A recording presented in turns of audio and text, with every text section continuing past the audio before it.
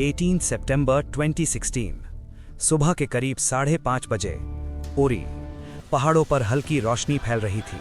Army camp में कुछ जवान चाय बना रहे थे, कुछ अपने रूटीन के लिए तैयार हो रहे थे। सब कुछ आम था। फिर अचानक एक जोर का धमाका हुआ।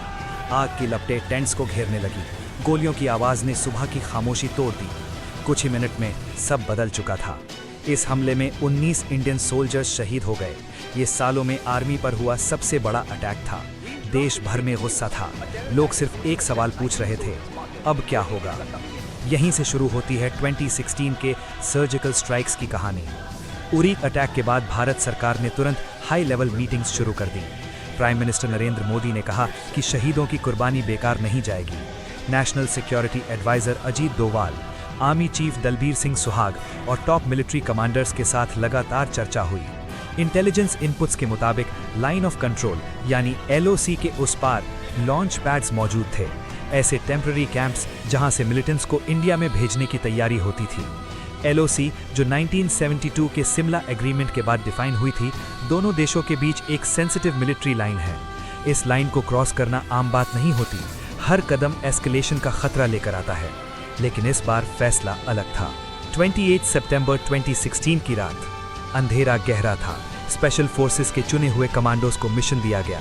ऑफिशियल स्टेटमेंट के मुताबिक उन्होंने LOC क्रॉस किया और उन लॉन्च पैड्स को टारगेट किया जहां से इन्फिल्ट्रेशन की प्लानिंग हो रही थी।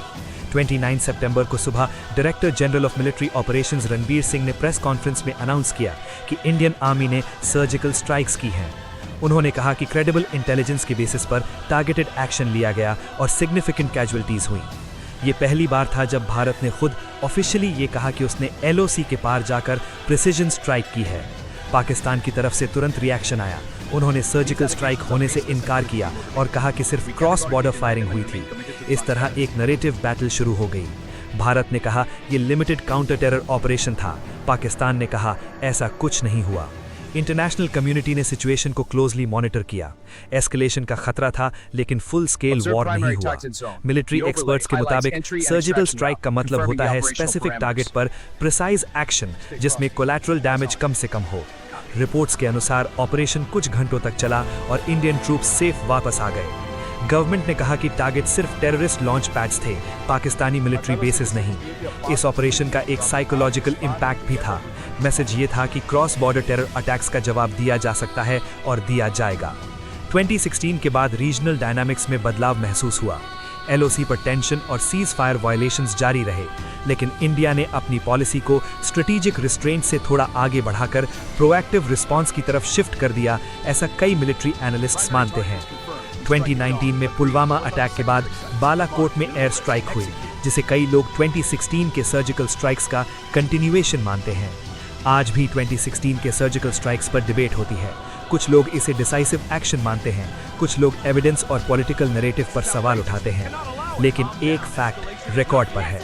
29 सितंबर 2016 को भारत ने ऑफिशियली डिक्लेयर किया कि उसने LOC के पार टारगेटेड मिलिट्री ऑपरेशन कंडक्ट किया है। उरी के शहीद जवानों की याद में लिया गया वो फैसला साउथ एशिया के स्ट्रेटेजिक लैंडस्केप में एक टर्निंग पॉइंट माना जाता है। ये कहानी सिर्फ एक रात की नहीं है। ये कहानी है एक डिसीजन की, एक मैसेज की और एक ऐसे पल की जिसने इंडिया पाकिस्तान के रिश्तों में एक नया चैप्टर जोड़ दिया। और जब भी LOC पर टेंशन बढ़ता है, लोग फिर वही सवाल पूछते हैं, 2016 में जो हुआ था, क्या वो शुरुआत थी?